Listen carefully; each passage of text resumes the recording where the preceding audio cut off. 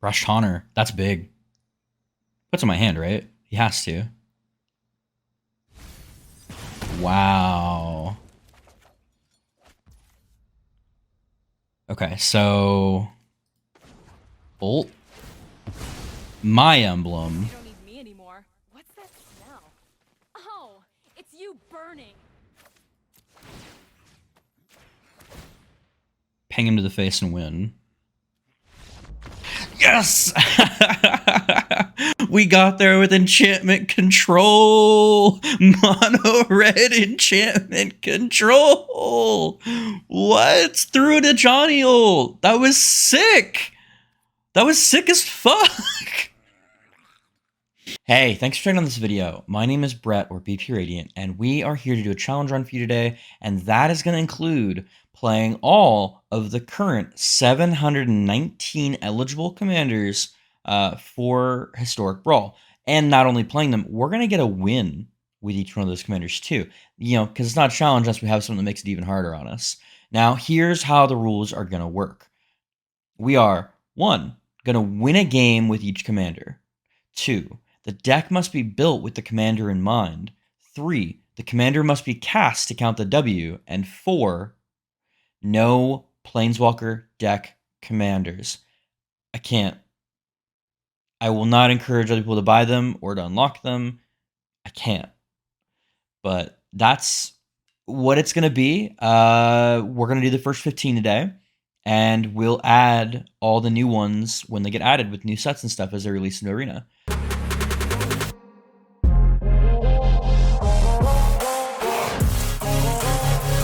So, as you can tell from video length, this is going to be a thing. There are a ridiculous number of like commanders possible, and I'm really excited. You already saw the rules for the challenge and stuff in right after the intro vid, but I'm incredibly excited. I really like the idea behind this. It's gonna be a little slower. I'm gonna do a lot of changes with the first like 2 or 3 videos to check out what I want to edit, how I want to present things to you, the audience. If you're watching this and you have things you like or don't like, please let me know in the comments down below. I want to make this as enjoyable to watch as possible. Right now, for this video, there'll be timestamps down below. There's going to be like a deck tech, and then there's going to be gameplay that's going to be pretty heavily edited and or sped up with me talking over it to kind of like, you know, tell you about what I kind of thought was happening in the challenge and like what we were going through on stream. We're doing this. Maybe some more about like what I thought the deck might do or what it did less good, just some more insights and stuff. The deck techs are all really quick on this one. And that's because like for 15, I'm like at about an hour and a half right now. So I know it's going to take a while. I'm not going to take too much of your time. Please just skip whatever I'm supposed to say with this, but I'm really excited for this. Thank you if you are checking this out. I appreciate it. And again, you know, if there's anything you want feedback wise, you think be helpful, you know, let me know. I'm all ears. The next one, I'm going to try a different editing style.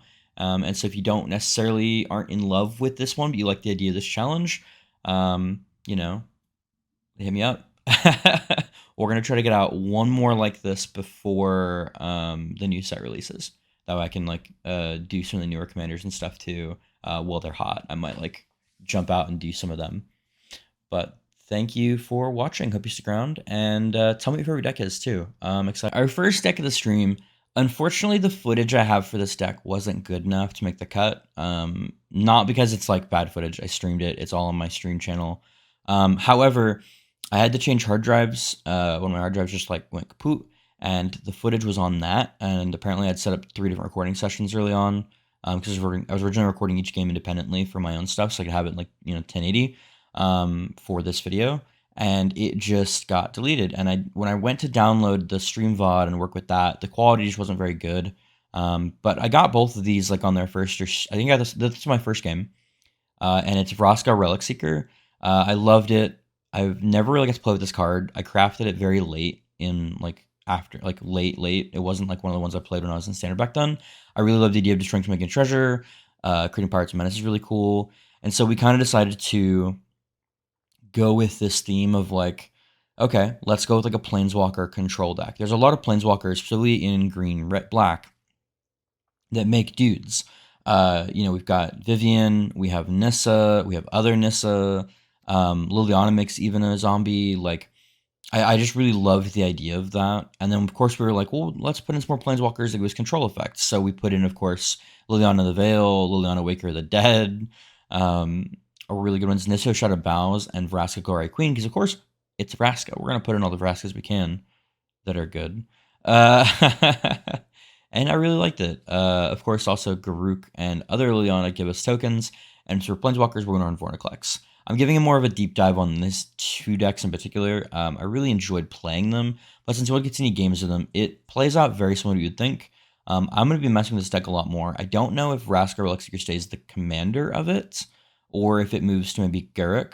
I think he's like all in all a little stronger, but having removal on both is really nice. But 6 mana is a little steep. So a chance I move it down to like maybe 4-drop Vraska or something. I don't know, or move it away from a Planeswalker as the commander and just have Planeswalkers in the deck. But the deck was really fun. It was really satisfying. Of course, I picked up a bunch of Ixalan lands. A lot of the lands I try to theme with the deck as well, just because like there's a bunch of lands, bunch of art. It's all so pretty. I want to look at it.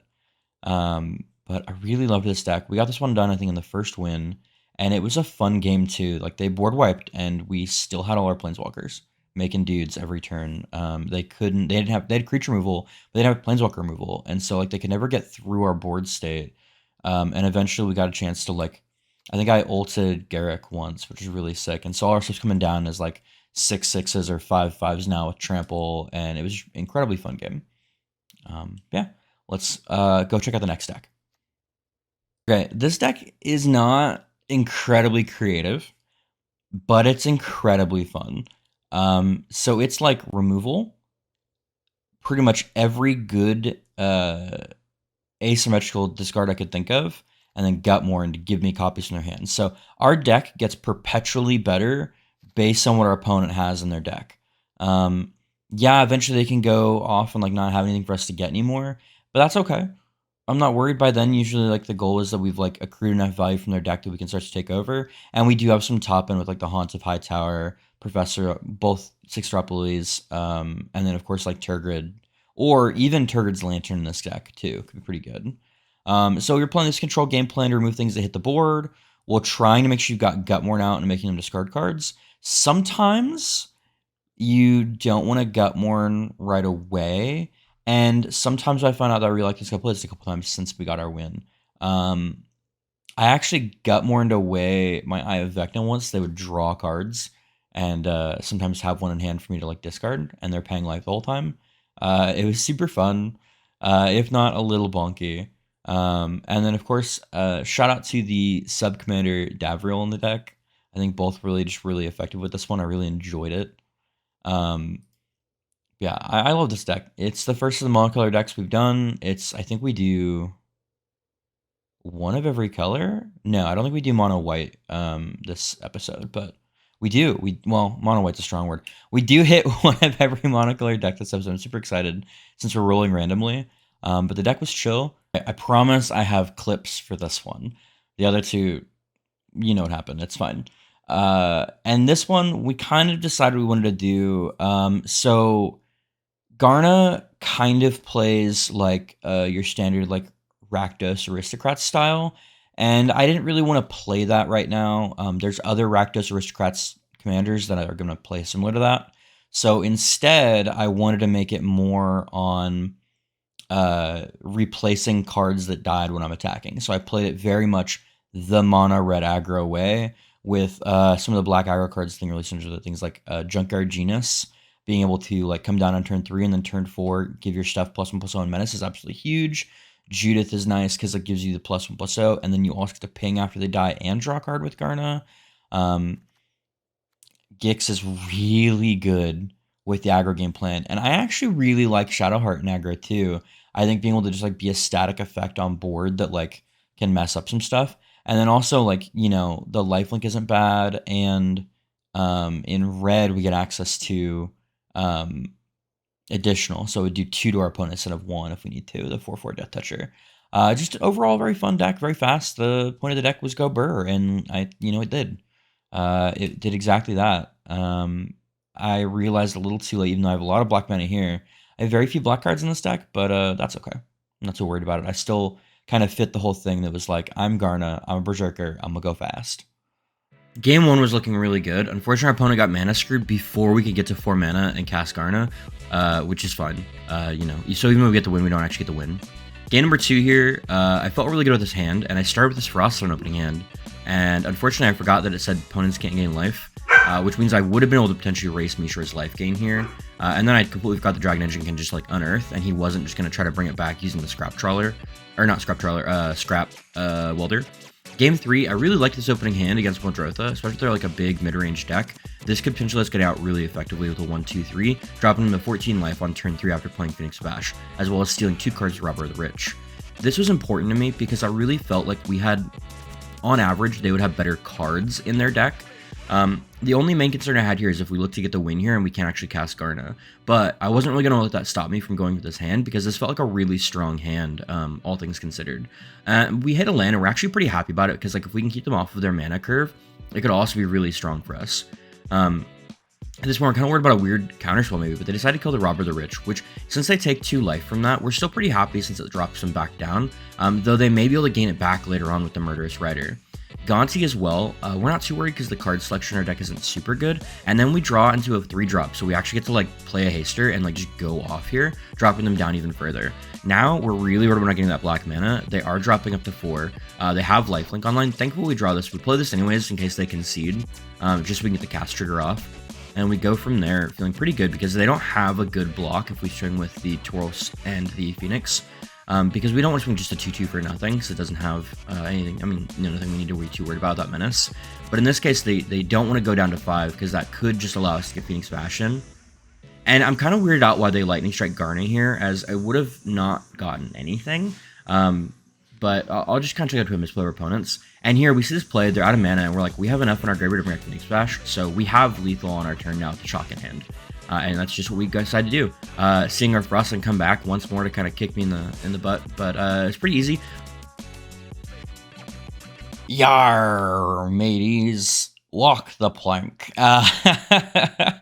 I built this deck back when I was doing the 32 deck challenge. I've updated it slightly with new lands that can play untapped, which is really big for the deck. Having more lands that can untap in the 1, 2, and 3 drop slot is absolutely massive towards getting your curve of 1 drop, 2 drop, 3 drop out to get Brass on 4 to try to steal something. Again, it's not a good deck. It's not a competitive deck. It's actually better in Paper Commander, where you have access to more things like Changelings, which I did not include here. Out of just like wanting the theme to pretty stay Pirate, not Changeling Pirate. But there are some really good Changelings, like Changeling Outcast in here, that make it a lot easier to trigger Beckett Brass, as well as like some other ways to kind of pilot the deck where you don't try to just like, aggro somebody out early game. I really enjoyed this deck though. It's super fun, it's super aggressive, and it's super on brand. Even the cards that aren't like treasure or aren't pirates are like treasure themed. Like treasure chest is like, it's not great. It doesn't even really belong in this deck, but like I really liked putting some of the stuff here that they might find out on treasure. Like this does not need to be on there. This is like, okay, it's a half anthem, but like, it's a card. The only card I think that I put was very interesting was I put in Angrath, Captain of Chaos. I liked giving it all menace. I thought that was pretty solid. It's just really good to declare 2 blockers when you're going on that aggro deck, so you can potentially play that after Beckett Brass when they think they've got blockers up, or beforehand to get the last points of aggro down. Yeah. So with this game, I was pretty excited to kind of see what was going to happen against their blue-white deck. It wasn't very controlling. Unfortunately, they did manage to stabilize. We just didn't curve out as effectively as we wanted to be able to get Beckett Brass down, so we conceded. Going on to game number 2, though, I felt like this was a pretty good hand. Was I a little worried about going against Go-Shintai with our fucking, like, pirate jank deck? Yes. Incredibly worried. I don't know why we were in the same queue. So I was pretty happy, though. We have a really solid curve, and it looks like we have the opportunity to go 1, 2, 3, even through removal. And then I remember that that's not Haunted Ridge like I thought it was. Thankfully, we still have the Spectral Sailor to get the 3 trigger out. And unfortunately, I really like the fact that we've got the Warkite Wanderer. Warkite whatever the guy's name is. I think it's Marauder, Warcat Marauder, to ping down the Sithis, and we're like, cool. We get to steer to this Path to World Tree. Feels like it's really good for us. So maybe their deck wasn't that great. And then I'm like really baffled by Energy Refractor in their deck. I don't understand it, but it's fine. Not my deck, not my problem. And we're like, boom, let's just go hard. So either right now they have to block with Sithis or we get to steal it. And they don't know we have enchantments in our hand. Maybe they had a way to get her back. I have no idea. But I'm just like, you know what? Fuck it. I'm going to take this. And we're looking in a pretty good spot right now. Like, I'm really happy. And I'm like, oh, cool. So they're not going to cast their commander? And I'm kind of like looking here to see what they want to do. Because I feel like they're in a pretty good spot. Maybe they have like a board wipe in hand and they're just prepared for it. And then they play a Honden. And I'm like, but I have lethal? And I'm like, well, I can't leave any free spells to save them here. But I'm going to play it out like I don't. In case I have like some way to Flash Wing as blocker and we get the win. I assure you, there's a lot of them. We are playing Yorvo, Lord of Garenbrig, and the idea here was a pretty standard mono green list. Nothing super crazy. I did, of course, choose to include a couple of things that were like Eldraine specific, like Thorn Mammoth and Feasting Troll King in the top end, instead of some of the other drops I might have gone for in the 7-drop slot. And things that kind of thought synergized with me with some counters and stuff. But really, I just tried to find some of the stuff in green that fit Eldraine. As my way for the theme, and ways that could give Yorvo protection or trample, or like benefit from him being so big. So like things like Shadow Spear and Soul Steal Axe are great ways to give trample. Pride Malkin as always, and then of course things like the mutators are really good with Yorvo since he has a base power 0/0, and so they can just like immediately grow him super big. Very specifically, Gemraiser is awesome. It's a great 3 into 4 drop, especially if you have like a 1-drop Blossoming Defense or Veil of Summer type effect in play. To protect Yorvo, you now have an 8/8 Trampler, which is just absolutely gross. But the deck was fun. I really enjoyed it. I don't think Yorvo is the best as the commander of a mono green deck, but he was very fun to kind of play this through and to see what happened with it. Yeah, looking forward to the games on this one.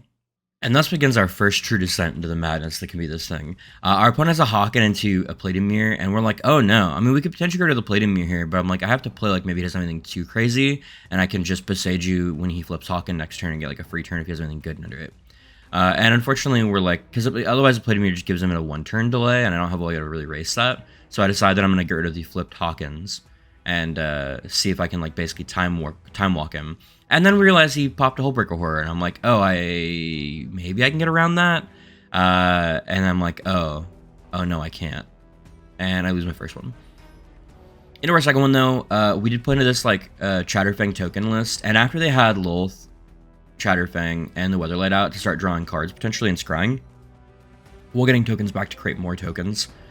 So effectively going like really effectively, like Lolth, Weatherlight, and then Chatterfang gives you like infinite Lolth minuses, and I don't have the trample in hand to really deal with that. Like Froghemoth is just gonna get like double blocked by tokens. I was kind of surprised why they took that out, but I guess I was like, okay, well, I mean, I don't have a lot of ways because like now I'm on a 3-turn clock from Chatterfang. That land isn't helping me out a ton. But and then of course they just like, you know, we're sitting here, we're like, okay, maybe we can like get something big here and force him to block a lot, and like we can race him with the trample coming from our Ronus' Monument and the Grasp, we call it.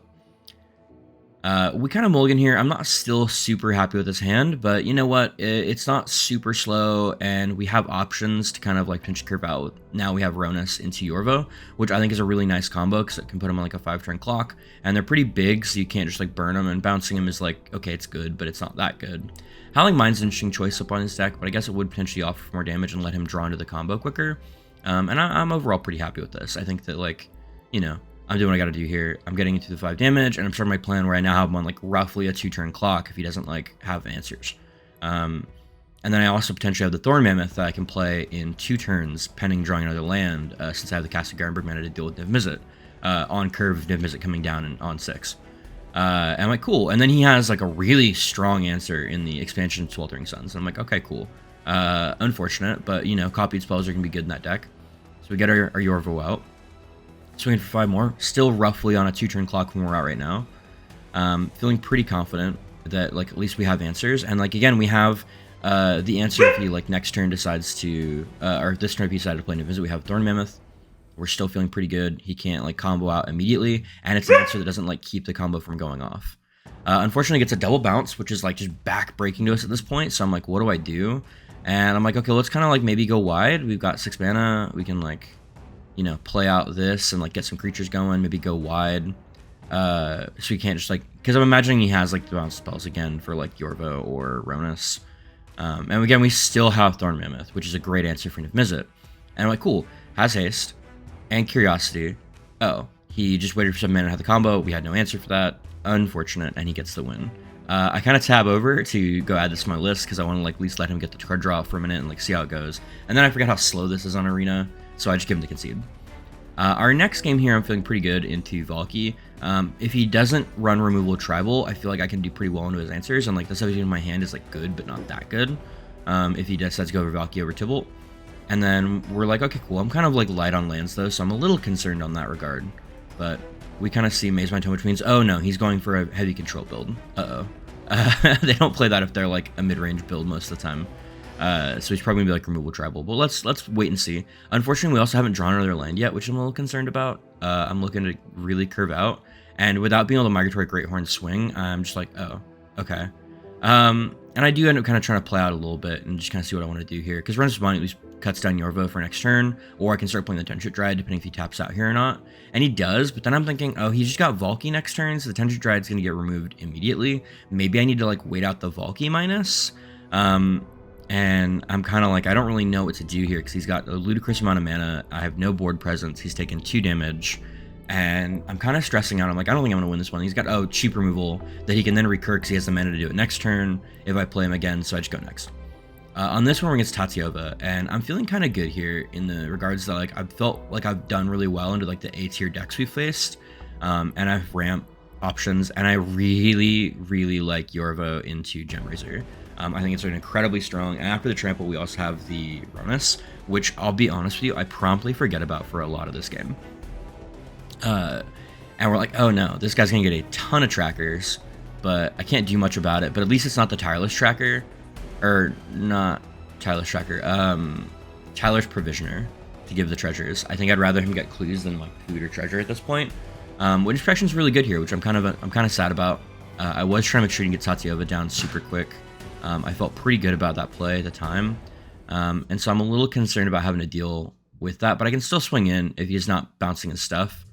And he's down mana, like, you know, he has a bunch of mana he can get, or cards you can draw with mana, but it's going to cost everything.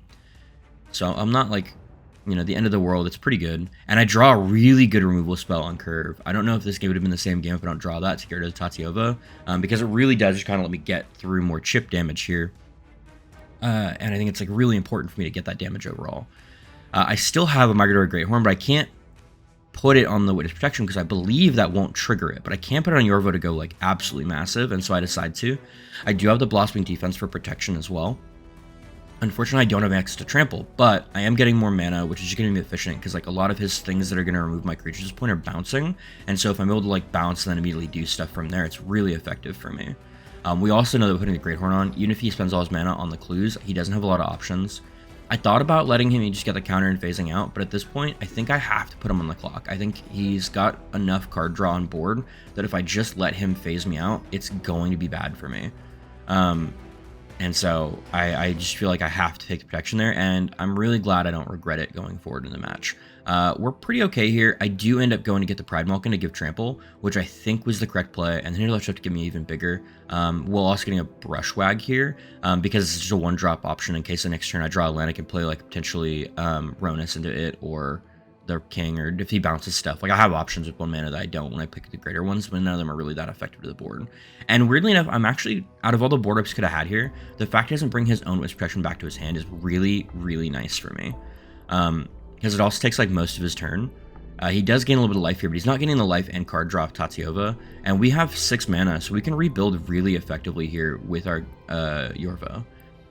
So we decide to go for the Yorvo, Sentinel, and then Brushwag, holding up 1 mana for the Hexproof, which could be a threat. And we of course get rid of Troll King here, because like there's just generally not a lot of times I want to play into this matchup.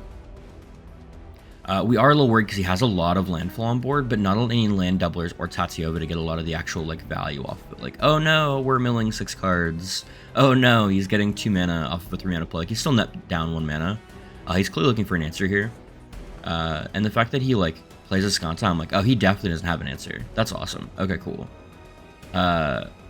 Or maybe he just like, I don't know, is feeling like he has the best answer in the world and is like really greeting for it. So we're like, okay, well, let's start with getting rid of the Ascanta. And I'm like, okay, well, if he had an answer, he'd have done it there, right? Like he would have countered that because that's trample, or tried to bounce in response to save the Ascanta. And I do my math quick, and I'm like, okay, well, I can kind of just make sure, because right now he has 5 toughness, so I have exact lethal. But if he's got something like a dive down to add 3 toughness, that could be really bad for me. So in this case, now if he has a dive down, I can still give hexproof after the fact and do the 3 over to have lethal still. So I'm playing around kind of multiple options. We get the win. Oh my god, I'm so excited about this one. Okay, so I drew Go-Shintai of Ancient Wars, and I went, fuck. How do I make a deck themed around Go-Shintai of Ancient Wars, or his abilities? And I was like, I came across Visions of Phyrexia, and I think Kaya's Kindling. I was like, I could do an enchantment-themed red deck, right? And I kind of looked through it, and I was like, Arcane Bombardment, Fire's Adventure, Double Vision, Fire Emancipation, Visions of Phyrexia, Stencia Uprising, Goblin Influx Array, like, Kaya's Kindling. Like, these are cards that give you repeatable value off of an enchantment. And I was like, fuck yeah, I'm down. This sounds awesome. And I did it. And it's just like, it's got, I think, like 3 creatures. Yeah, 3 creatures. 1 giant, 2 goblins, and a shaman. Gonna guess that Gutter Snipe is one of them. Bone Crusher Giant is the second. And then, I don't know if it counts Go-Shintai. So I'm trying to find the third one. But we're like trying to remove things while we're doing that. And like getting things like Tybalt Wicked Tormentor, or in addition to that, I always love me Chandra Torch of Defiance, giving us just like good repeatable value on their effects. And you know, that'll never, ever, ever, ever be something I say no to. Absolutely love this deck. Is it good? That's for you to decide. I don't think it's the best, but I do think it's incredibly fun to get a win with and be like, yeah, I won with mono red enchantment control. Let's go. Aggro be damned. Yeah, it's a grind for the games. Please watch the win for this one if you watch anything. It was a very, very tense game. And with this deck, I kept a pretty greedy hand of only 2 lands, thinking like, hey, we can curve out pretty effectively here. And, you know, have a board wipe, and then have Chandra to potentially like, go from there on Crucius. And I felt pretty good if I could manage to draw those lands. Unfortunately, again, it was just a greedy hand, and after just still not drawing any lands in a row, we had to give it up and go for the concede here and try to go for the next game. And at this point, I'm starting to sweat because I feel like the concept of this deck isn't super strong, and I'm worried about like another Yorvo taking us like, you know, 5 or 6 games to actually complete, while just kind of getting our shit stomped. In this matchup here, I'm feeling pretty okay because we have 2 different options to go for the board wipe here with the double 3 damage off of the Conductive Current, which is a pretty fun card. But even though we don't have any like card draw or anything right now, so I'm still a little worried. And in our graveyard, we have some options, but potentially getting the Conductive Current doubled and also getting back the Pillar of Flame, or no, Magma Pillar, whatever. It exiles the 6/6. That's the important part here. So he doesn't get to discard lands to get things. So like we're thinking like, okay, he's gonna develop his board this turn. You know, we'll be able to answer it. And then the Casualties comes out, and I just decided to go next because there's no coming back from that for me.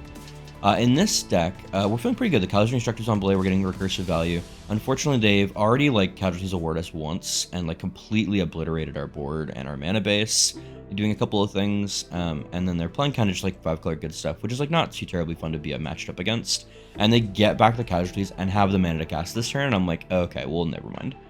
And here we're playing against a Johnny, Sleeper Agent, which I haven't actually got to play against yet, and I'm really excited for because I want to build him. I think there's something really fun about getting the ult off and just being able to cast creatures and planeswalkers and poison out your opponent. Like, it just feels very thematic. Unfortunately, I'm worried they're going to be an aggro deck, so I'm kind of stressed what we have because we don't have like a lot of answers to creatures early. And I'm like, okay, cool. Like, you know, that's actually like a pretty decent answer. And you know, also is really cool in the fact that like if they have things that are higher toughness than we can answer, we can just eventually work on it. And unfortunately, Gideon really good into us, weirdly enough. So we need to put out a blocker first to be able to potentially protect what we've got. And at least here we're going to just chip down. And so depending on what we place for creatures, we can like at least try to keep Gideon somewhat in check. And then we're like, oh no, Shalai is bad for us because, you know, 4 toughness is a pretty hard breakpoint. Thankfully we have 2 answers in our hand for 4 toughness, but we kind of have to go from there. And I kind of decided what I need to do here to do damage to what. And I decided to go for the 4 damage right away and immediately get in there. And I leave the 2 mana open, even though I could have potentially put a sorcerer in our graveyard. I think that it's best in this case to put it out and just do 1 more damage to Gideon and keep him within range of getting a first striker in and going from there. And then we're like, oh no, Yorvo, really? Like, ugh, that's a problem. And they immediately try to just, kill our commander. And I'm like, oh, okay. I'm surprised they didn't try to uptick for lifelink and then do that, but I just don't think they were thinking ahead at that point. And they just wanted my commander to be gone in case I'd remove for Yorvo. Thankfully, in this case, I'm really excited because I get to just trade this off for the Gideon. The Gideon seems to be like the biggest problem right now because I don't have a lot of answers into it. And so it's either the Gideon or the Yorvo. And since I think being able to keep damage around on Yorvo will make it easier to take him out than Gideon, I decided to go for the Gideon here.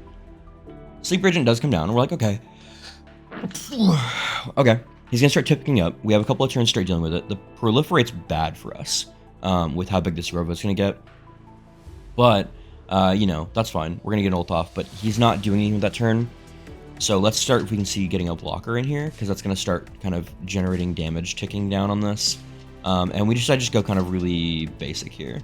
Get off some mana, and then get a blocker down to keep our Tybalt alive, to start getting that value again from there. And so that damage now starts sticking around. And so now he's going to be a little more careful, because I think we're going to get, 2, potentially more off, and then he's got to be a little worried, even after the proliferate effects. Which I'm also surprised he does so much proliferate. I might have created more creatures, potentially go around my creatures, but I think he was really wanting to make sure his Yorvo wouldn't die here, which just kind of allows us to keep Tybalting. And so I kind of look here, I'm like, oh, Sin Prodder's really good. It's roughly more card advantage that our opponent can kind of answer, but, we'll play it out. And in this case, we're trying to make use of everything we have. And in this case, we're like, okay, do we want to go for the 2 damage? Or do we want to try to 2 mana to get another enchantment? And we're like, okay, let's get another enchantment out. It's going to get damage if he tries to target any of my stuff. And, again, we're just trying to gain that enchantment playstyle. We're getting a lot of this value. And since the Uprising, we want to make sure we don't actually proc it. So I do a quick count on my opponent's turn. And I'm a little worried because we're at 2 poison counters now. So at 4 more casts of a creature or planeswalker, we have to be pretty careful. And I'm really torn. At this point, I think I actually make a pretty big misplay trying to go for killing the Ajani. Because I really think that overall it's not like what we need to be doing, because he's just going to be able to recast the Johnny, get 2 more poison counters, and then still uptick because of what he has in mana versus like what he has in hand. Thankfully, I think Charmbreaker Devils is pretty decent here as a 4/4 first striker. That means that if we can play the buff and things like that, we do pretty well with it. And in this case, he doesn't want to trade, and so I'm kind of not sold on killing the Johnny, but I'm not sure what I need to be doing right now. I do want to keep him being able to buff his allies, though. And, we'll kind of play it by ear. Thankfully, he's, like, whiffing pretty hard here, which does allow us a little bit of time to catch up. But he's still at 19 health. And so even though we have a bunch of engines online, it's not really doing much for us at the moment. Sin Prodder, I'm like, okay. He decides to take the 2 here because that would have definitely cleared away some stuff. Because I think once we can clear Yorvo and Quirion Druid, or the Wild Color, I don't remember the name of the card. It's new. We'll be in a really good spot. I think from here, just having the value of getting to play a creature every turn is pretty nice, in addition to getting the mana from Chandra. And we know what we want to do here, since, we've got kind of all this mana to work with. And then I'm like, okay, well, do I really know what I want to do? And I'm like, okay, let's do the math. We can make sure I want to do what we've got. And I'm like, oh, I didn't do the math. Whoops. Put it in for 9. And we just had to go straight for the face. And then we get immediately eaten up by the Mana Tithe. And I'm like, oh my god, no. That's wild. Keep blocker open because I need to make sure he doesn't have options. And I'm getting really worried because at that point I'm like, okay, well, the Mana Tithe really screwed us. We're up to 4 now. He can still uptick if he draws into, like, if he upticks into 1, and he does. And so he has just to draw and uptick into 1 more, basically, into 2 more, depending on what else is in his hand. And I'm just getting a little worried because that Mana Tithe really set me back. And I'm like, okay, I think we're going to have to restart here. But I'll let you kind of take the end of this live. Rush Honor. That's big. Puts in my hand, right? He has to. Wow. Okay, so... Bolt. My emblem.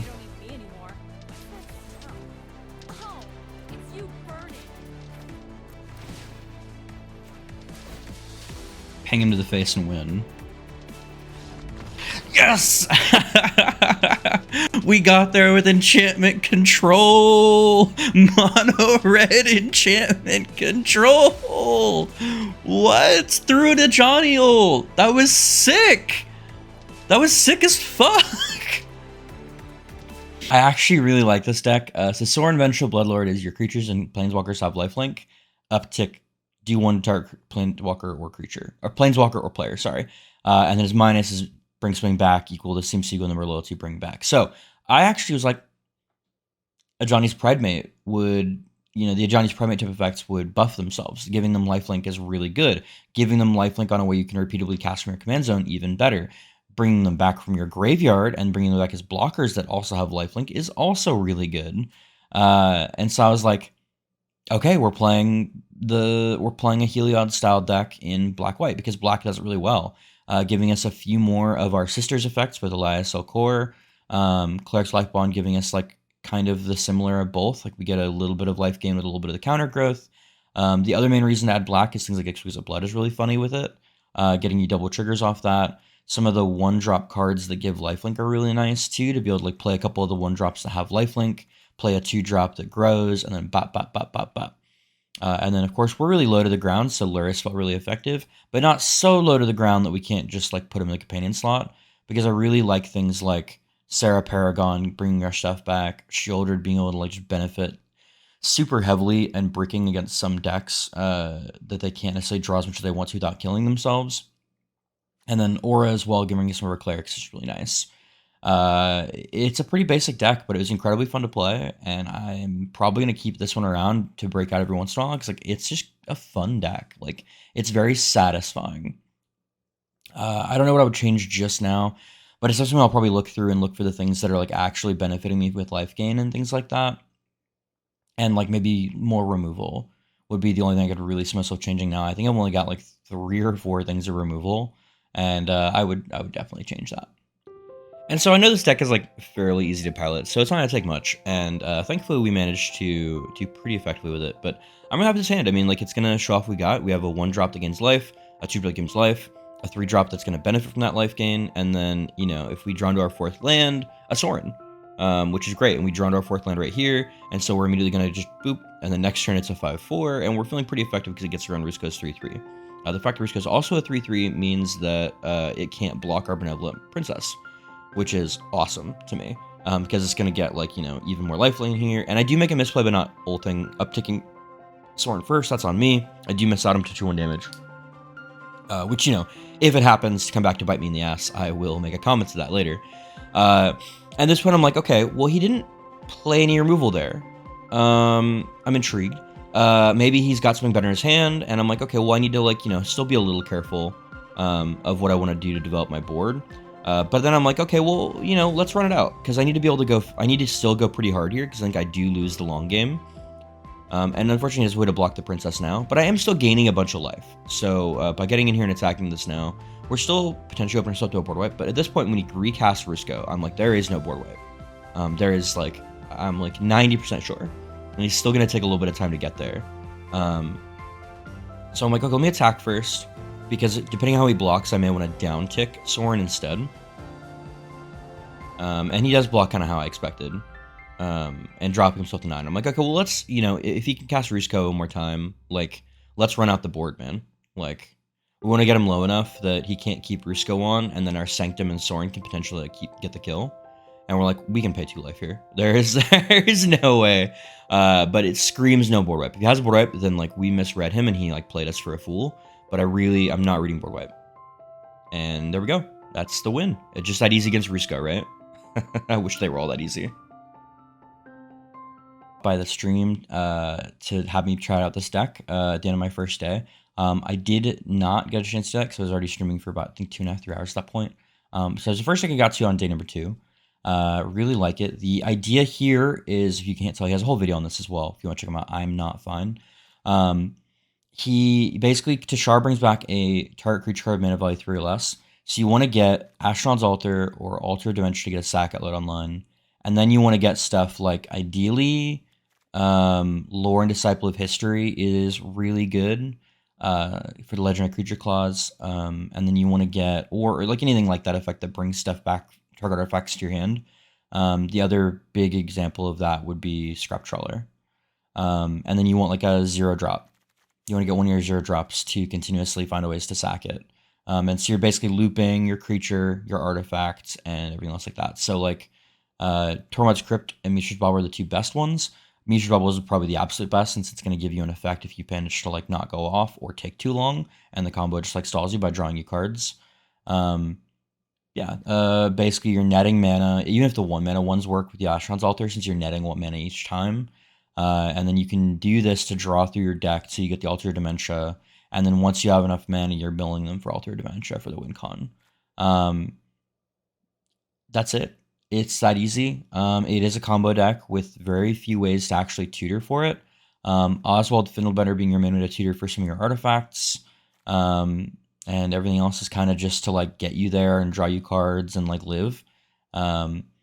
Ranger Captain of Eos can get you some of the 1 mana enchantments as well, or 1 mana creatures. So you can grab like Hope of Girper is one of the better options because it'll count both as a historic spell and a legendary creature for the fact of like Lorehold and stuff, and can like sack itself, I believe. You can sack itself. So it also has its own outlet there to kind of like work through everything.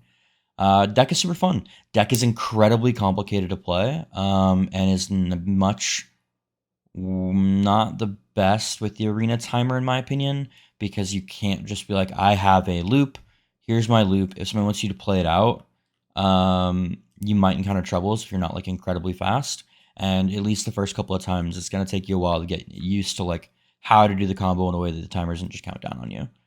So at this point, I've been reading over how to do the combo for most of the evening. I kept coming back to it because I was like, this seems like, okay, I want to make sure I do it right if I'm going to be streaming it, because I don't want to seem like a dumb. And then I'm like, okay, cool. I think I've got like 2 pieces right here in my hand, and some okay card draw. So I feel like okay about this, and I draw a 1 mana enchantment that like can potentially work here since it'll draw me cards, and I'm like, okay, cool.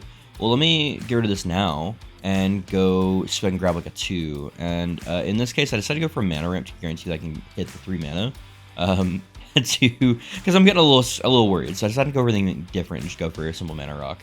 We're into a colorless opponent. Unfortunately, I do have this topper bar up from something else we had on stream, so I do apologize. I'm kind of like covering my opponent's like hand, but let me get that fixed a little later. I'm on the wrong tab in my stream overlay, and because of where I had to have for covering my like window, I'm working on that.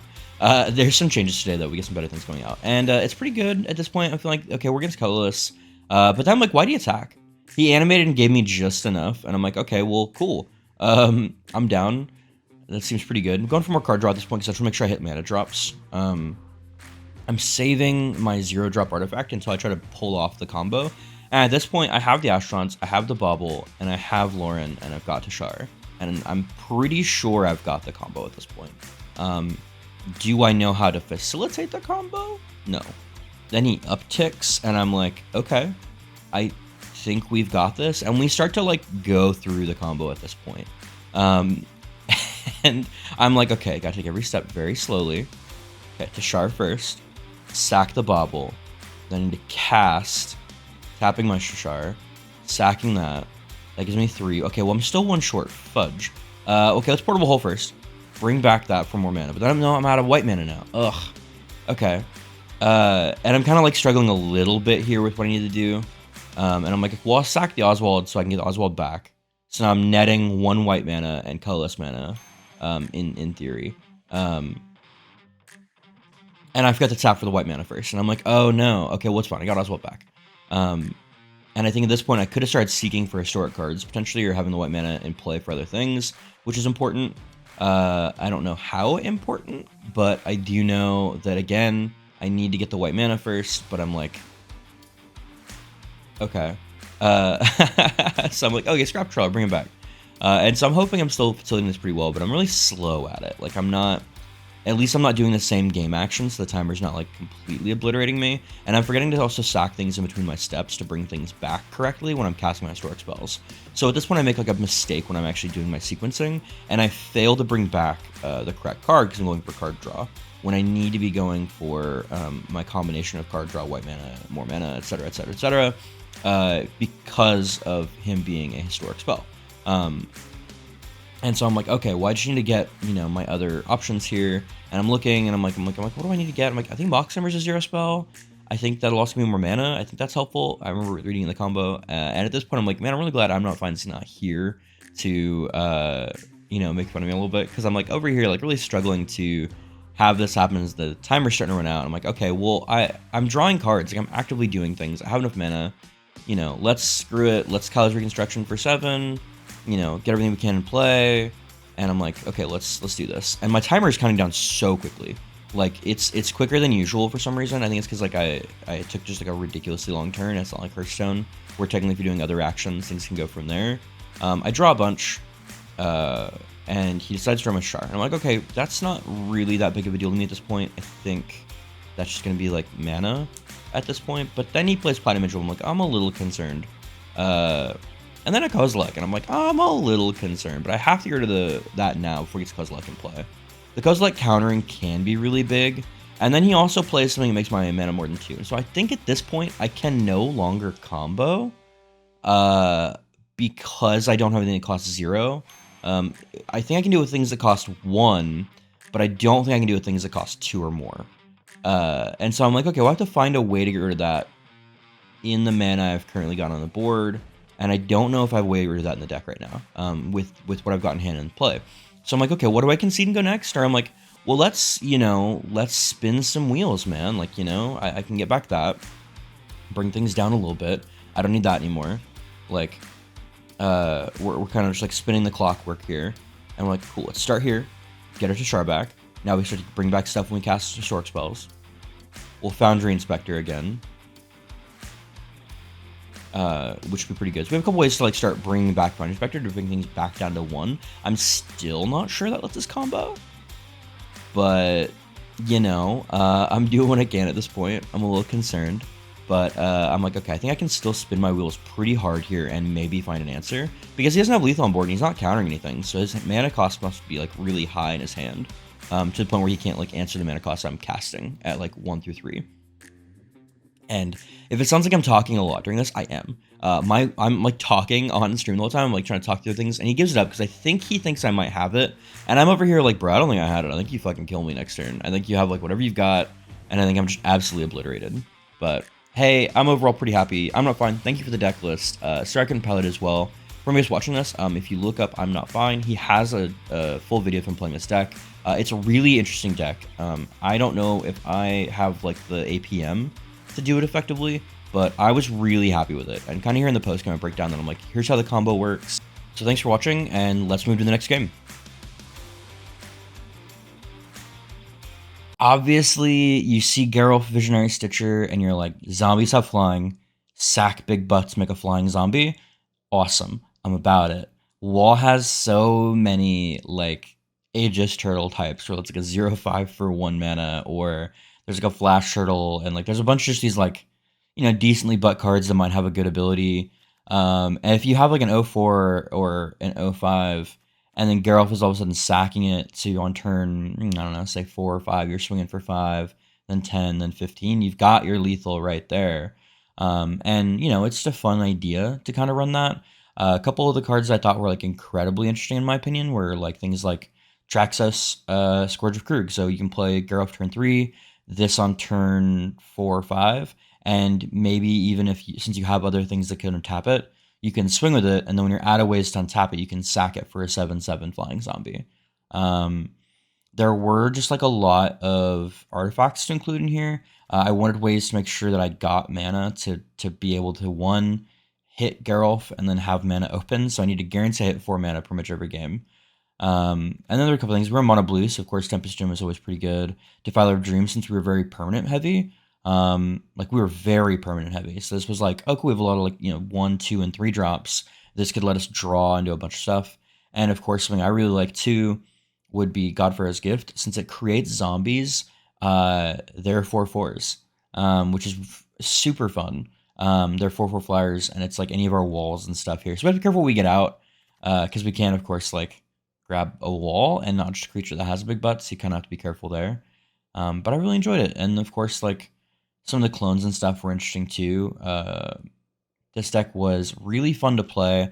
As you can see, we just wanted untapped lands, so I went with like the only 2 utility lands I absolutely needed, and that was a bounce spell and Riptide Laboratory, and we dipped as low as like 38, I want to say. No, 39 because we have Glass Mimic. So 39 rough lands, which is pretty interesting. So we also have the Seagate. Yeah, I liked it. Obviously, it's not going to be the only mono blue deck you see, but I think it's going to be the only mono blue aggro deck in this capacity, like aggro defender, aggro big butt deck that we're going to see. So, hey, I'll take it. Let's move on. The deck I was kind of the most scared of piloting today, to be honest. Like after the combo deck, I was like, well, let's do some. You know, I had my brain dead list I drafted for next, and I was like, let's go for it. Unfortunately, I managed to in the game 1, and I'm like, oh no, this is gonna be tough. And in game 2 here against Ivy, I'm like, okay, I'm pretty good. I can race. I'm at 10-10. I have counter magic and an Otawara up. Like I am feeling so good here.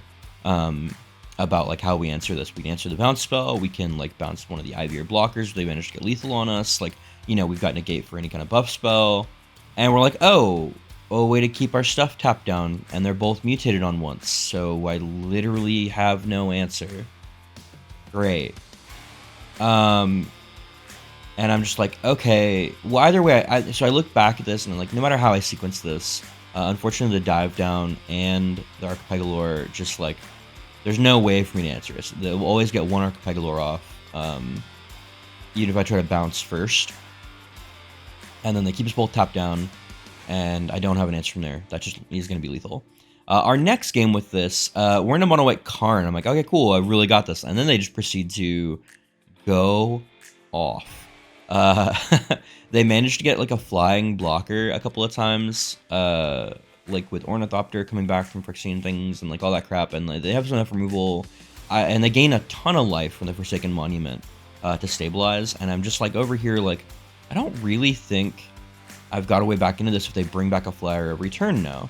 And the production comes down, and I'm like, okay, well that's gonna be it. I'm gonna give it to them. I think they've got it. I think the amount of life they gain stabilized them.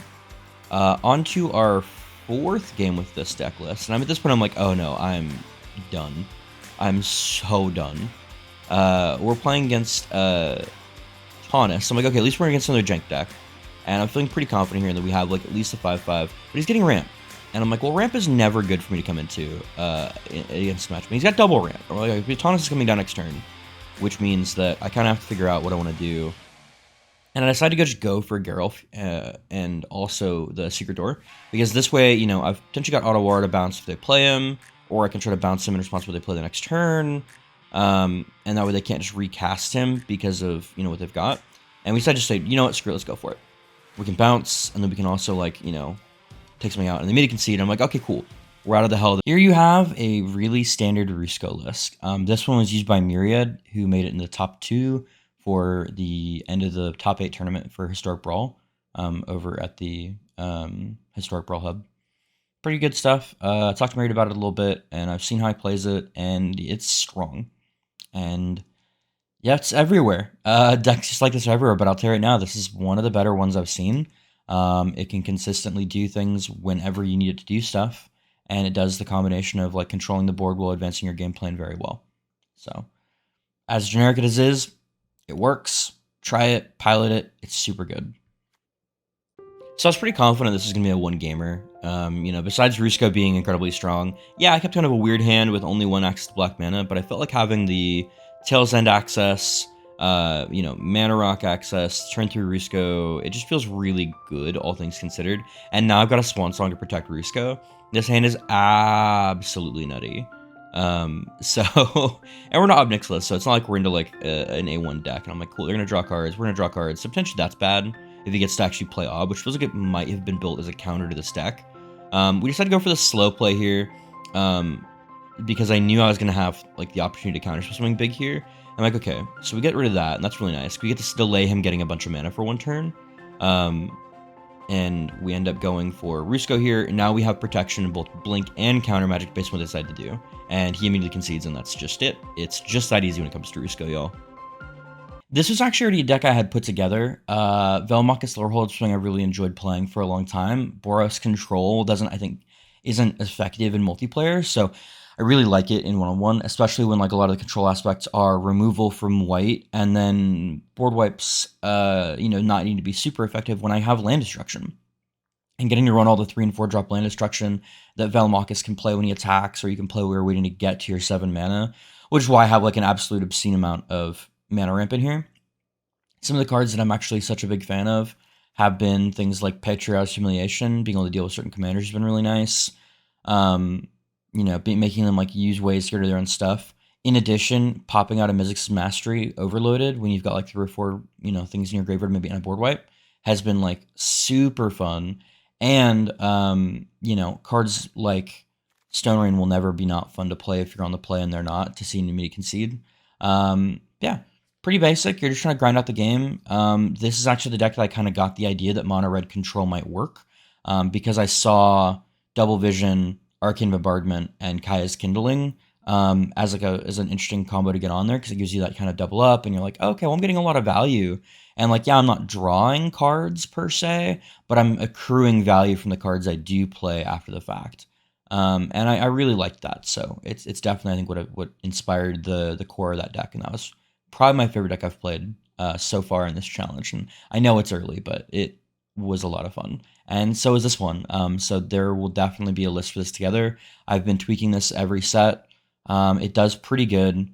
I think my current win rate is like 69, 70%, somewhere around there, with like over 100 games. So yeah, it's a fun deck. I've been enjoying it. I piloted this since I think we got Velmachus and we got Stone Rain. So same set, yeah. So the same set they were both out in Strixhaven. I've been piloting this deck.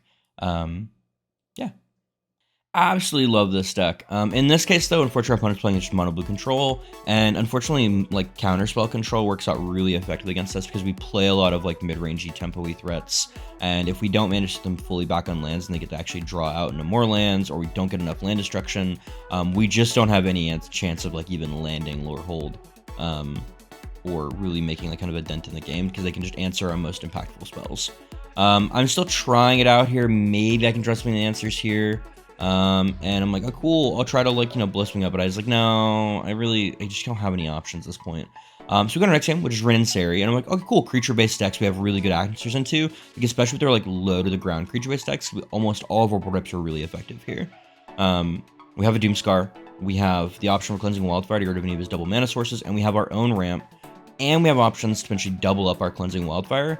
And a lot of triple color decks, you'd be surprised people don't run that many basics. Like they'll overrun non-basics, so Cleansing Wildfire can turn into straight land destruction based on like, or it can like make them come off color if they're only running like 1 or 2 of each. Sometimes it's really fun to kind of see when you have Field of Dead or Field of Ruin and things like that. So now I've got double up there, so they're probably a little more confused about what I could potentially be running. They may not think of Doomscar, but they also kind of have to play out into the Doomscar regardless. And they don't, and I'm like, cool, 1 point is not too big a deal. We ramp in. Let's go ahead and draw some cards here. And so I double up here to get rid of one of his options, get rid of one of our lands, which could be backbreaking. And instead manage to hit some stuff and maybe hit our land drops and just kind of in general get a little card draw off while, spinning our wheels. And I'm like, cool, to put me place here, I can either board wipe. Okay, I'm a little worried. He's got a lot of token stuff now. I don't have much to do, so I'm like, let's just double up our answer here and play it by ear. And I'm like, okay, he's taking 2 life here. He can make a ton of tokens. I'm a little scared of how many tokens he can make. I'm like, oh, well, that's bad. Vivian's real good in us, because now they have reach, so they can block Velmachus. I don't get a good swing in. I'm like, oh, I have exactly enough mana. I don't have to go looking for an answer because of how I did my mana last turn.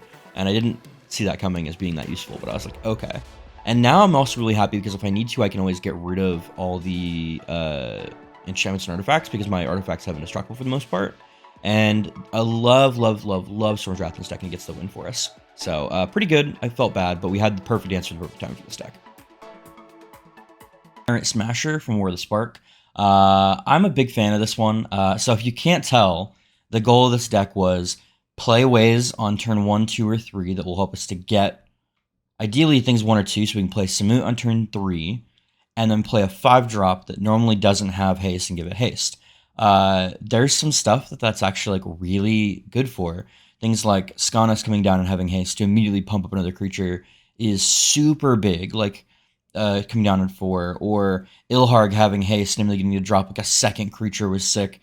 Certain Flinger getting to like, fling a creature immediately. Same thing with Tiger Tribe Hunter. These are all creatures that are good and strong, or even giving in a Shia haste, like that, like, are interesting to kind of put in there. For a top end, I put in Mirror March and Akroma's Memorial to kind of give us that way to like really go wide and win con. In addition, I did put in like good 4-drops. Halan and Elena is an alternative to Samut out if we want to, like, if we know they have creature removal, or if we know they have like creatures on board that they can just attack Samut. So go to the haste, or Quest just saw a good 4-drop. Jaxus having haste is very interesting too, because if Jaxus comes out, say turn 6, you don't have to blitz him. You can just put him out and immediately copy discard if you want to like have him for future turns. Yeah, it was a pretty fun deck. I actually been playing this one a little bit every now and then. It's like a really good, just like, do I hit the thing? You probably win if you can like get turn 3 summon to turn 4, 5-drop that has haste that isn't getting removed. And then you've got enough in the deck that like you're just throwing bones every single turn. It's like 5-drop, 5-drop, 5-drop, 5-drop, 5-drop. Ideally until you run out of removal. Now, granted, does it always win? No. Is it a super fun turn off your brain deck and just pilot? Yes, and that's why I love Growl. All right, let's get a move on to the next part. I actually just love the concept of this deck of like play Samut and play hasted 5-drop, and we have a 5-drop. We have a way to potentially pick a different 5-drop if needed. Let's do it. And we're against Davriel, and so I think this deck could be actually pretty difficult, because there's a couple Davriel lists where like they basically run no creatures, and you try to stack Davriel emblems while playing control build. And the most ones are like reduce your cost by black, maybe run the Azeroth combo in there as well. But the main thing is like you're kind of playing this like way to remove your opponent's stuff and get a bunch of value while cutting your own creature's power and toughness by 1/1. And what kind of stuff he's doing here. Instead, he used Perpetual -2/-3, which I'm a little confused by. I don't think that was necessarily the play, but I don't know what his hand looked like. But I think I generally like the contract version of Davriel the most. We don't decide, we don't have any targets we can't scry. We don't really notice, unfortunately. I'm like trying to pay attention here, but like it goes through so quickly. I'm like, I didn't actually see what he had for his terms and conditions. It's like, oh, and I'm like, okay, well, he has Ace Rack, so maybe he does have Ace Rack combo now. And I love that he looks to draw after playing the Ace Rack, so the Ace Rack doesn't have the perpetual effect of like losing him life. I thought that was kind of neat. That was a pretty cool play. And we're like, cool, we get rid of our can't be countered, but not our haste. I guess he's the one to have the 1/1 counter. And this is a really, really fat draw for us. And I make a really interesting decision to make our opponent actually discard their hand and 2 different non-lands. And I'm like, okay, well, because we know he has Ace Rack, and I've never been so justified. We got rid of a Bolas' Citadel and an Ace Rack from coming into play. And I'm like, cool, I feel vindicated here. And we're like, well, let's just go ahead and target his mana here as well. We want to keep him down as much as we can, because we need to be on the offensive. And like we just made sure that all of his cards in his hand are gas. So, we want to be very careful here with what we do. Our opponent is going to Grim Tutor, so they might have get an answer for our Baloth here. And that's fine. Like we're going to be able to get like a good answer for their Liliana here. And we get to re-trigger this. So we're going to look for getting us some treasure for ourselves to guarantee we can play out both creatures to get around this. And we'll start here with Demanding Dragon, because they don't know we have. They decide to take 5, and we're like, oh, okay, well, we win. Haste, baby. And the pumping for 2 to give him 2 power is like all we needed. So that was pretty interesting. I liked it a lot. Win. Just a good, clean win. Ral was a little different. I could have gone for like the Izzet combo style, but I have a feeling I'm going to do that for 4 mana War Ral. And so this was kind of very heavily inspired by 2 days prior when I had played the Mono Red Enchantment deck you saw earlier in the video.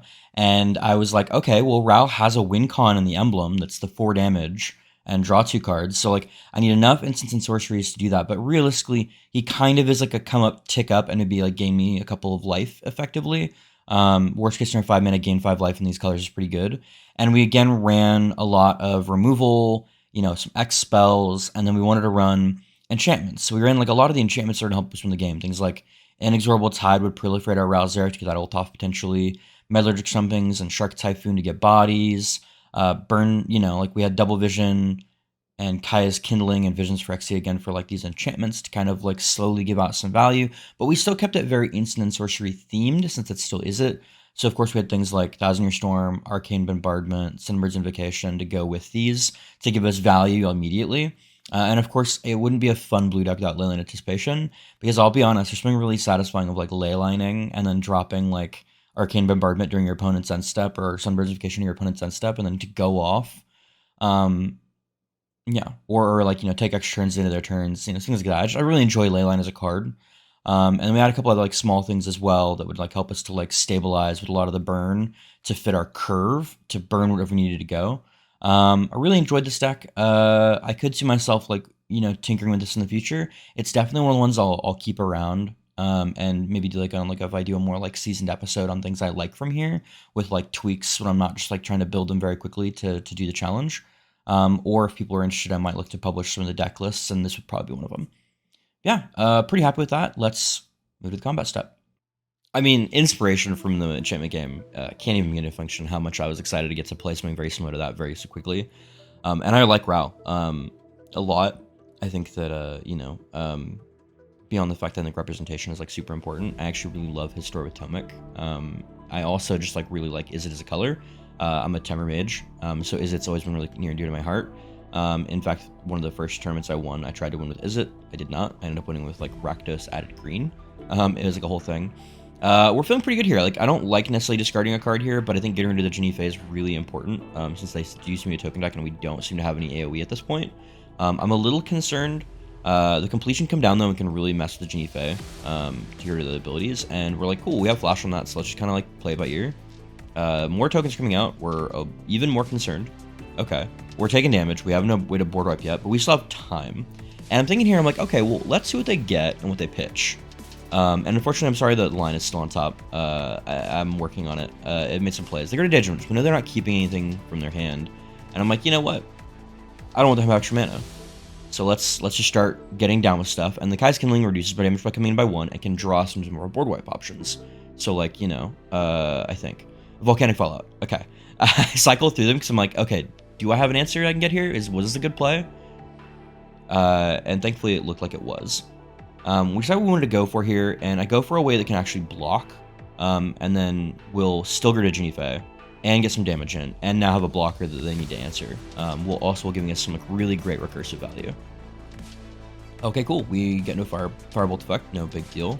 Let's see what we get now. And I was like, okay, well, let's think of what I want to do. And I'm looking for a land here. I don't get a land, but I do get the lightning bolt at least. Because it's like a land will effectively play Rao, uptick, and then also like play the Banefire I just drew. And I'm like, oh no, that's a problem. Well, thankfully this lets us save our Ralzeric here, which like effectively became just as good. We get a dual caster mage. I'm like, oh, ooh, what could be good here? And I'm like, oh. We can get a blocker and deal with this. Okay, I'm intrigued. Because we can like do 2 damage to it, dual caster, and clone it. And I'm like, is this the best play? No. Is it hilarious line of sequencing to get us a blocker out while getting rid of like one of their best cards in their deck? I'm sure of. And we've kept their mana top down, which I think has actually been really effective. Like I'm really proud. I don't know what they have in hand, but like, the fact they're not able to just kind of do whatever they want here is really great. Volcanic Fallout is absolutely huge for us here to be able to like stall them out. And Stone Rain as well. So we're just like, you know what, let's attack. Let's see what they're gonna do. Because if they double block, we don't need to spend our mana on the Fallout, but they know I have the Fallout. So like, well, do we take 2 or no? And they're like, well, let's make sure they don't like Heroic Intervention. Okay. And we're taking 2 as well, which made me a little concerned. But I was like, okay, no, I think we're in an okay spot at this point with the Kylo's Reconstruction. Gives us this recursive value. We have Ralzeric upticking. Like we're all in all, I think we're in a really good spot. They have something to do, and I'm like, oh, let's end their turn. And I'm like, oh, I forgot to do that. Whoops. And I was like, well, I couldn't have cast to get our summon speed anyways, but, and I'm like, cool, I can set the discontinuity. Oh no, they just doomscarred for one creature. You know, we're still upticking. Like, we're feeling awesome at this point. We're gonna get that Rao ult off, and then we're just gonna be able to like completely go off. And like, cool. Well, now we've got this, and we've got options for things to do during their turn to start bringing back the Arcane Bombardment. I think that with the ley line is like incredibly strong. We look for we have more to get back here, and we'll just keep grabbing lands I think, for the moment. I think I maybe could have grabbed the Abrade, but I was thinking maybe I might be able to get the Abrade off of the Bombardment. But at this point now we have a Lightning Strike under there, and we just get the win. Our opponent concedes as we've like... So sometimes when you're thinking about like what to play, if a deck's commander scream is just, I'm a good stuff deck, I'm not going to be super enthused to build it. Especially Simic good stuff. You see a lot of it. The decks are very similar. You're going to draw cards, play lands, pay big things, and you know, do big reversals. And like, whereas that's fun to some degree, from a deck building perspective, it's very linear. So I went and grabbed a list I found online from Fading Magic. And it's pretty standard, some good stuff. Last update, it looks like Kamigawa. I really enjoyed it. You know, you're trying to get Zimone out, play more lands, get a Scoot Swarm or a Craterhoof Coma, you know, Jigatax Ulamog out. Pretty generic, but in a way that makes sense. And like, I didn't want to spend a lot of time on that. I didn't want to spend a lot of time on that. Remember those words. Let's move on to the combat step. I'm sure all of you that enjoy Simic decks will understand the hell I'm about to go through. I'm like, cool, maybe I had to Tails End a trigger on one of the dragons coming in. He had a really early Daragaz. I don't remember if it was, I think it was Dark Ritual that brought it in. And we're like, cool, we get lethal. Okay, well, maybe we had a shot if we get out this Craterhoof. That's why I had to do the Tails End there. But it was really interesting to kind of see how this all played out in case it got haste. Game number 2, we get hoofed ourselves when we have a hoof in hand. I ended up making some kind of bad plays here, grabbing a Jingataxis with a tutor spell and says we can potentially play that turn, and just taking a lot of damage that I didn't need to. Game number 3 here, our opponent just like has it controlled out. Like, our hand is like empty, their hand is full, they have plenty of things on board, and we have nothing. We have nothing worth playing. Game number 4, we're against the Hourglass Coven. On our new W map, I don't know if you noticed on the top right, I've changed that to be like an actual counter we can click on stream and it'll like go up. And they get it back, and we're like, oh no. And like, maybe I should have, I think I had the mana to Cyclone Summoner instead. But I was worried because he gets all these cards anyways. I was like, they're just gonna like, you know, go to his hand, he's gonna need to keep them, I'm still screwed. I don't have like a lot of options, and then I was like, okay, well, that's just on me. Maybe I misplayed that one. On this one, we're against Rusko, and he's been controlling the game up pretty well, but I was like, if I can keep this on board, I can Ulamog, and that'd be nice. And he's like, oh, Witness Protection. I'm like, oh, I have no answer for that. Oh, no. And we're just like, okay, do we have any way to get around this? Like, I have 5 mana, no. Well, then we're against, guess who? It's Rusko again. And we get kind of countered out and we go next. So on game number 7, no, we're playing against Mono Green Elves, and we get Return to the Wildspeaker, and I'm like, oh, dang. That was one of your last 2 cards in hand. I was like, I don't know if we had a way around this outside of that, but I was like, we might, you know, like there's some decent stuff going on. We didn't have any answers to things he was doing, so we're like, you know what, we did math real quick, and we're like, oh, we're super dead. Like, after the Allosaurus Shepherd too, like, just dead. But it's really fun. I like seeing the elves. I always do. And now on game number 8. The longest we've had so far, and I'm like, oh no, already an early mulligan. Oh, we keep this hand, but I'm like, this is such a shitty hand. But like, you know, I gotta keep it. It gives me stuff to do, potentially.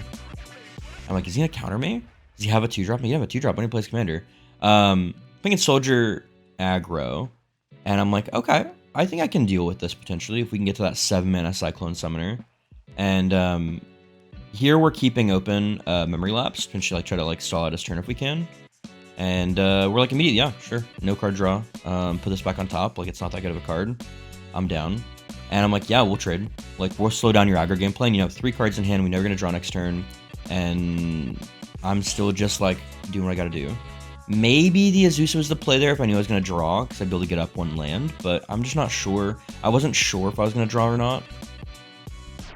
And now we need to worry about that, the Pretender at some point. But we'll worry about that when we worry about it. Now we've got the Azusa down to block, and we also have the option to draw with Zinni now.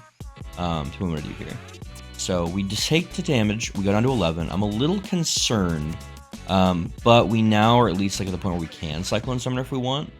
Or, you know, we can kind of go from there. And so we're looking, we're like, what do I want to do? We want to control it out. Do I want to just play this Ren in 7 right now or not? He didn't really do much. And we'll get the counter. Get the land is where I wanted at this point. Because I didn't really need him tutoring for lands too much. Like, it wasn't like that big of a deal for me. And we're like, okay, well, I mean, you know, we'll double block here. He can only kill the Azusa, and we'll be able to bounce it on for damage. And I think we're like in a pretty okay spot at this point. And we're getting to draw.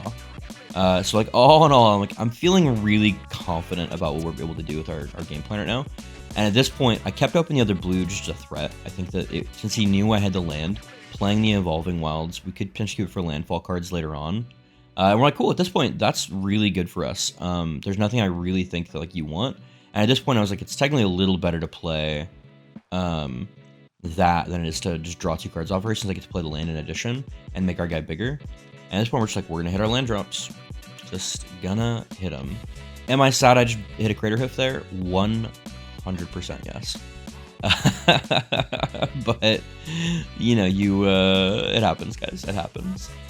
At this point, we're like, he's going to try to play a bunch of stuff and go wide with the Defiler of Faith. So I can kind of figure out what I want to do here.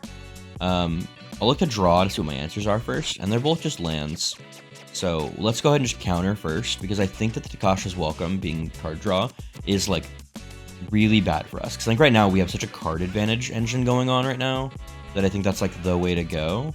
And at this point, I'm like, well, let's just bounce this instead, because I can still activate that even though it's his turn. And then we can potentially counter with the next turn if we want to. I'm even on 0 here, but at this point, I think I do want to uptick and just try to like hit as much as possible. Even though I think the 0 is pretty good to get mana in play, I think right now I'm threatening a lot of cards in hand, and I don't have a lot to do with it anyways at the moment. So we're just kind of like trying to control out the board. He's still on a really low land count, and we've kept his card draw down immensely.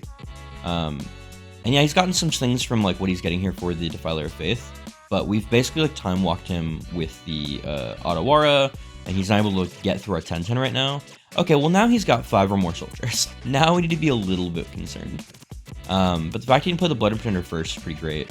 And we're like, well, we don't really have a lot of answers. I could just look to Cyclone Summoner here, which like isn't terrible. Like maybe with the 10-10 first. And I'm like kind of thinking about it, and I'm like, well, I can just like actually play this and like really play the control game plan. And he decides to concede instead of going. And I felt pretty good about that.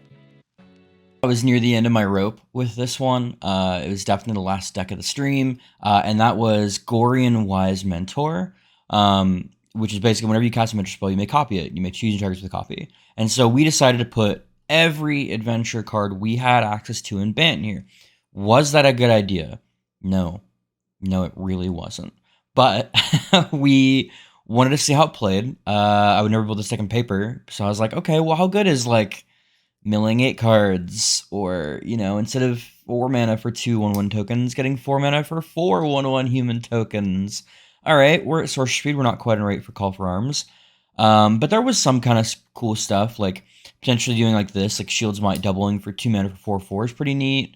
Of course, I also really like, you know, like Dreadlin Arm is like a really strong card. A lot of the newer ones have a lot stronger of an effect to double. That said, we did just kind of want to do a very basic deck, hoping that we were going to be blessed by the Q gods, and you'll see.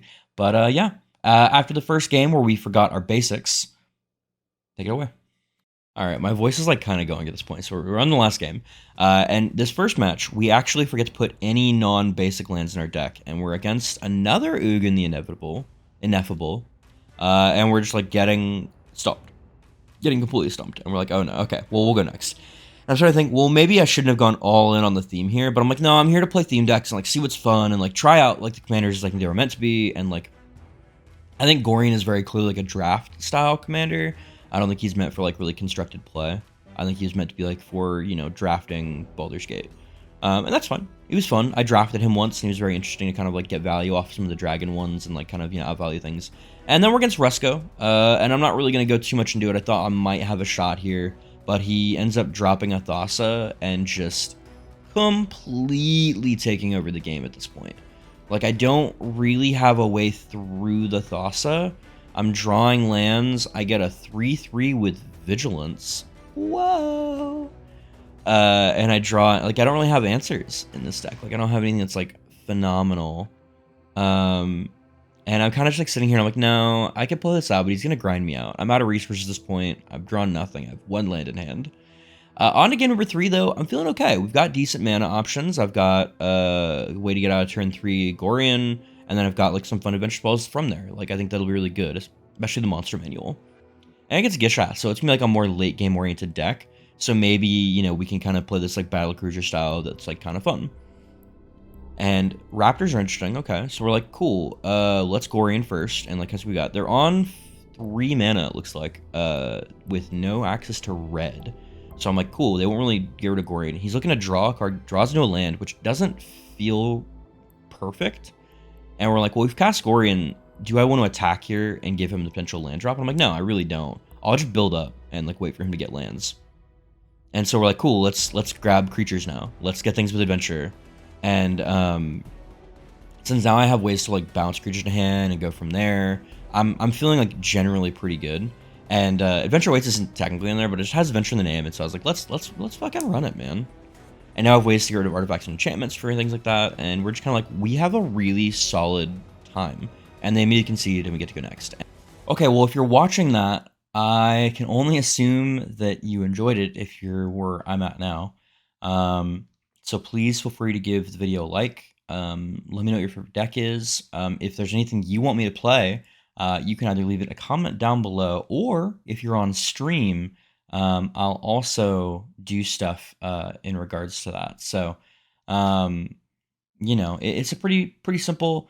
I like it. I enjoy when people are kind of like coming into my chat and asking about things. I'll hopefully have a schedule up soon on my stream. It's just BPRadiant, same as this. I think my favorite deck today had to be Mono Red Enchantment Control. It was super fun. That game was super tense. Had he drawn better or I drawn worse, the game could have easily been a loss, and we could have been on that for a lot longer. I also really enjoyed how hard it was to get a win with Zimone. Like, I can't. I was just so frustrated. The games were not short. And there's a reason they're like a montage of defeat screens, kind of, almost, is because I couldn't, I don't want to give any more time than I thought. You're going to get ranked highly with that, apparently. And then follow up, we saw Rusko a lot over these 2 days with a varying degrees of commander decks, as well as some of the other power decks that are kind of coming into the format. What do you think, as somebody who plays in the queue? What do you think about running these decks more frequently, it seems, lately? But as always, thank you so much for watching. Stay tuned for the next one, and as always, be radiant.